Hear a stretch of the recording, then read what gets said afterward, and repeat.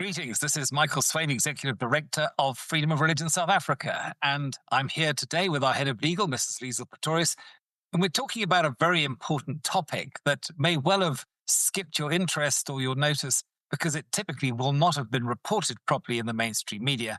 And that is the WHO, or World Health Organization, pandemic agreement, what every South African needs to know. Now, this is a very important issue because the WHO is proposing a pandemic agreement and making amendments to the international health regulations. And although these reforms are supposed to bolster global collaboration during health emergencies, questions have arisen about their potential implications for our domestic, i.e., South African constitutional rights. And particularly, our interest is when these things impact freedom of religion and expression. So let me just first of all start off by saying, who are the WHO?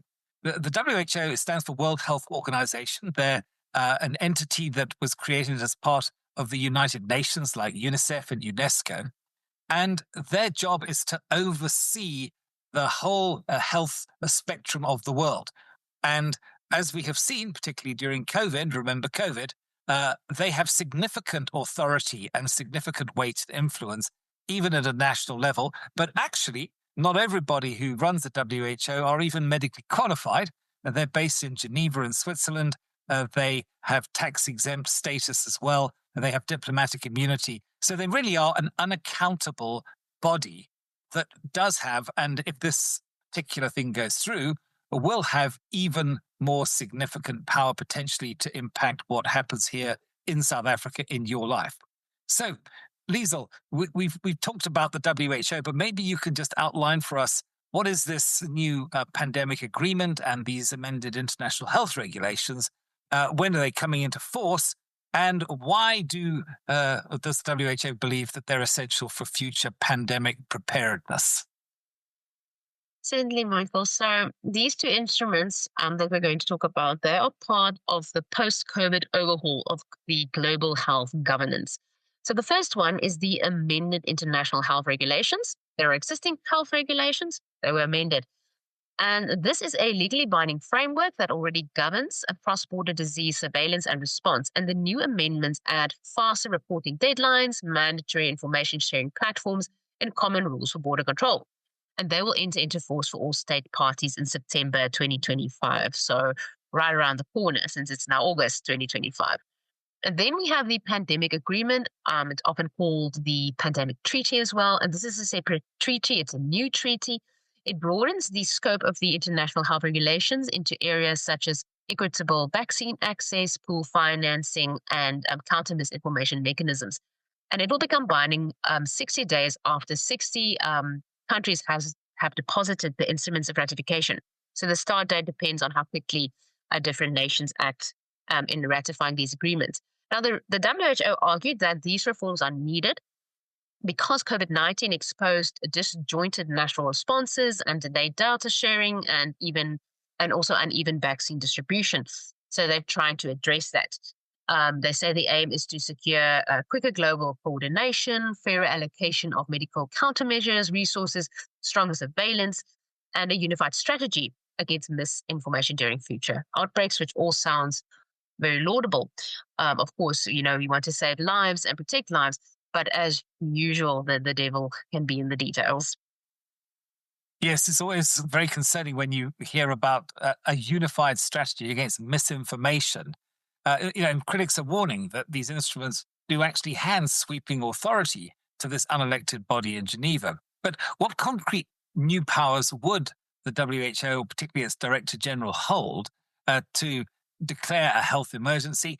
And how might it affect our ability in South Africa to make our own decisions in a crisis? In other words, to what level has this got the potential to erode our national sovereignty? And are these recommendations surely not just supposed to be voluntary in terms of a nation's compliance to them?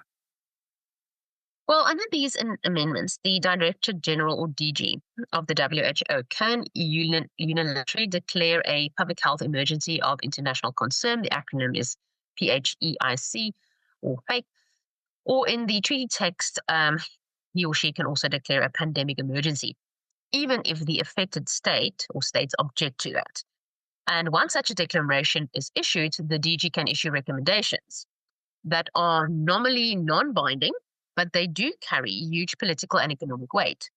And these recommendations can concern various things, such as nationwide lockdowns and quarantines, mandatory testing or vaccination programs, border closures, travel bans, rollout of digital health certificates and vaccine passports, and orders to curb misinformation and public dissent. Now, because many developing countries rely on the WHO for funding and medical supplies and also just diplomatic goodwill, even though these recommendations are technically non binding, there can be a lot of pressure to comply. And the pressure could potentially, you could see that it may be even overwhelming in certain circumstances. And that might, effectively manage, the decisions around this, especially in terms of when there's a crisis and you need crisis management from Geneva to the various capitals of these nation states that rely on the funding. And that's why it's so important for South Africa and all nations to make sure that their laws are based on their constitutions, and that our laws are based on our constitution, which protects our fundamental rights and freedoms, and that we simply cannot absorb foreign rules, however well intentioned, into our laws without scrutiny. Now, in a recent article that we wrote, we expressed our concerns about these potential serious implications for constitutional rights and freedoms, particularly freedom of religion, freedom of expression, and bodily autonomy. So perhaps, Michael, you could unpack for us a bit more. How could measures like lockdowns, mandatory vaccination, and digital health passports impact ordinary citizens and faith communities on the ground if we are not careful how that is domesticated into our own law?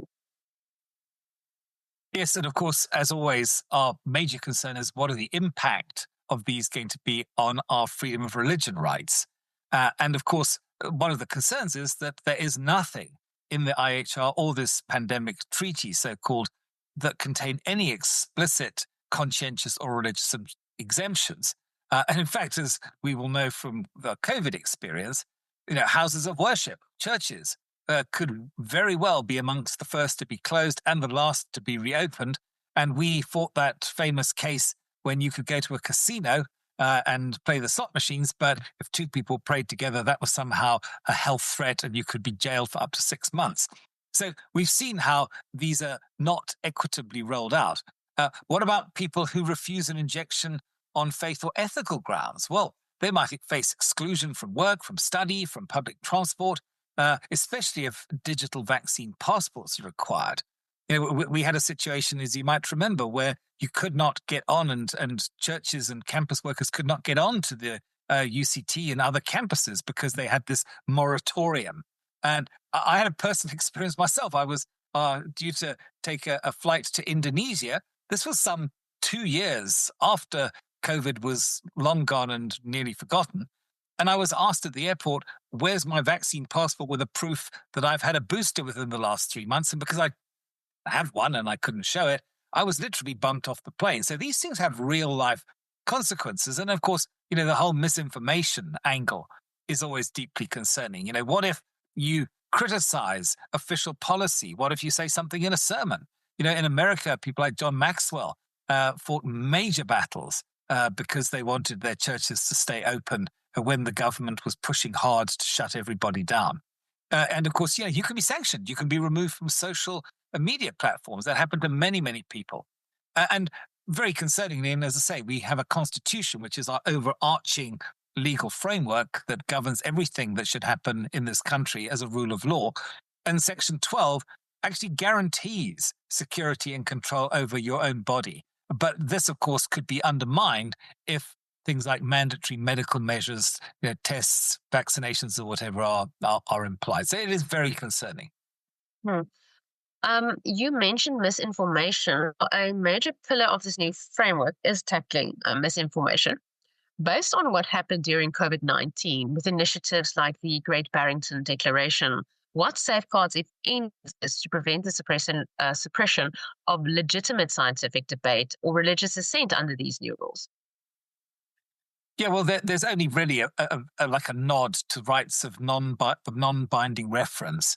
And here's the thing, when we face crises, as we obviously did when COVID-19 struck, at the beginning of the pandemic, we're talking about sort of February, March 2020, nobody really knew what this disease would do. And of course, then it's wisdom to take even perhaps extreme precautions because we wanted to make sure that people were kept safe. And, the whole premise was 15 days to flatten the curve. Remember that one? But of course, that extended way beyond. And yet, come October of 2020, it was clear that this disease had certain characteristics. It was evident who was impacted and who was not. And what happened at that point was that an eminent team of medical experts, epidemiologists, vaccination experts, and Nobel Prize winners came together to look at the data and then came up with an alternative way of actually managing the affairs of nations so that there was not that extreme hard lockdown that we were having, the mask wearing and all the rest of it. And of course, this came out and this was called the Great Barrington Declaration. And immediately that was put forward because it was in opposition to the general narrative and the way that the world was going. Those people who put their name to that were ruthlessly shut down. Instructions came to do so from the highest levels, from people like Dr. Fauci, for example, who you might remember. And they were deplatformed, they were ostracized, they were vilified. And of course, as it turned out, they were right.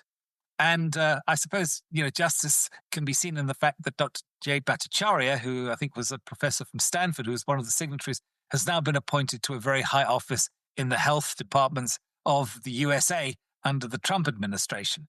But it does go to show that this is what can happen. And it's a chilling example of the way that this censorship comes into play when we actually should be having very open and robust discussions, because that's what free speech actually entitles us to do. And that's why free speech yields better results.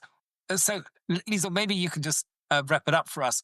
What happens next? What constitutional parliamentary processes must South Africa follow? Can we just say we're going to take this on? But what practical steps will need to be taken to make sure, particularly, of course, that civil society groups such as ourselves and others can give this matter full public scrutiny and make sure, critically, that it aligns with our Bill of Rights? Well, I think the bottom line is that South Africa cannot simply sign on to this by executive fires. The Constitution itself requires Parliament to approve documents, instruments like the International Health Regulations and the Pandemic Treaty, and then to enact them into domestic law through national legislation. And this, of course, will require a full debate in Parliament, which provides an opportunity also when domesticated into national legislation for public input, which is very, very important. It's our democratic right to participate in the lawmaking process. So what are we calling for as 4SA? We would like to see an immediate disclosure of the government's negotiating stance on both of these documents. We would call for extensive public hearings so that faith communities, medical experts, human rights groups, ordinary citizens, everyone has the opportunity to weigh in. We'd also like to see a detailed constitutional vetting to ensure that every clause of these documents, the amendments and every clause of the amendments of the International Health Regulations and also the clauses of this new treaty, that they do align with our Bill of Rights. And then another thing that we're calling for is ongoing oversight to prevent any inadvertent cession of decision-making power to an unelected international body, because that would undermine our national sovereignty. So that's an important safeguard. Also to ensure that nothing comes into our law that violates our constitution and the rights that it protects. So if you are a viewer and you are concerned, what would you do? Because obviously this is quite concerning. We'd ask you to stay informed and also to alert others about these developments. You can contact your member of parliament and ask that there's a proper debate in parliament and there's a proper opportunity to meaningfully engage in the lawmaking process by commenting on bills and laws before parliament when these documents are domesticated into our law. You can also support civil society groups such as 4SA who work to ensure that international agreements respect our constitution and protect our citizens' rights, including our right to worship and to speak freely. Michael, if viewers want to learn more about these issues and stay informed about matters that affect their right to religious freedom, where can they go for more information? We always say that the best place to go is our website. That's FORSA or forsa.org.za. We also have a Facebook page, Freedom of Religion SA. We have a YouTube channel, which is no doubt where you're seeing this video. And we work obviously diligently to make sure that we keep you informed on all the key issues that affect your right to religious freedom. You can sign up for our newsletter as well, by the way, on our website. And very importantly, please consider clicking that Donate Now button. We are literally only able to do the work that we do, to be that watchman on the wall, to sound the alarm. Sometimes we have to, because we are financed by individual voluntary donations, people such as yourselves. So please do consider a gift, no matter how large or small, is always going to help us to stay in the fight of faith and freedom. So thank you very much. And until the next time, we look forward to seeing you on this channel, and we will be surely diligently keeping you abreast of whatever's happening in the religious freedom space. Good day. This is Nobukosi Zulu, legal advisor at 4SA. Remember to like and share this video and then click on the subscribe button to make sure you never miss our video updates on vital religious freedom issues.